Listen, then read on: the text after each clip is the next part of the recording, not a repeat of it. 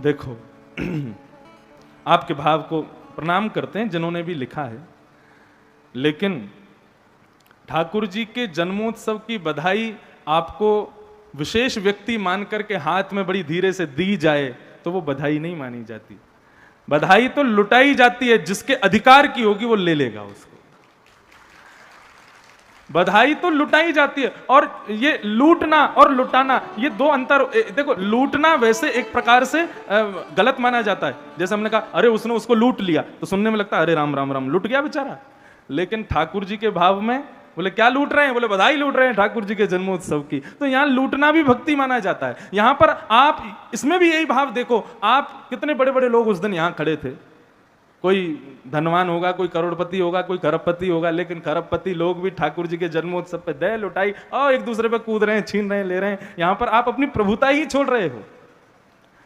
ये गोकुल नहीं है, ऐसा तो मानना ही नहीं, आपकी दृष्टि में नहीं होगा। लेकिन भागवत जिस दिन विराजमान हो जाती हैं उस दिन से ये परिसर, ये राउल केला तो नहीं है, ये तो वृंदावन है, ये तो ब्रजभाव है। और अगर आप अभी भी इसको राउल केला मान रहे हो, राउल केला में कथा आपको समझ में आ ही नहीं सकती। ये कथा के भाव आपको छुएंगे नहीं, आपकी आंखें सजल होंगी नहीं, आपके पैर थिरकेंगे नहीं। ये पैर थिरकना, नेत्र सजल होना, हृदय में ठाकुर जी से मिलन की उत्कंठा आना, ये तो केवल और केवल ब्रज में हो सकता है। और कथा जहां जाती है वो ब्रजी हो जाता है। ये ब्रज वृंदावन है। कल के बाद राउल केला है, लेकिन अभी तो ये वृंदावन है। परसों आओगे ना तो यहां बैठने का मन नहीं करेगा आपका। और परसों की क्या कह रहे हो, कल 10:30 बजे के बाद 12 बजे यहां बैठ के दिखा देना आप।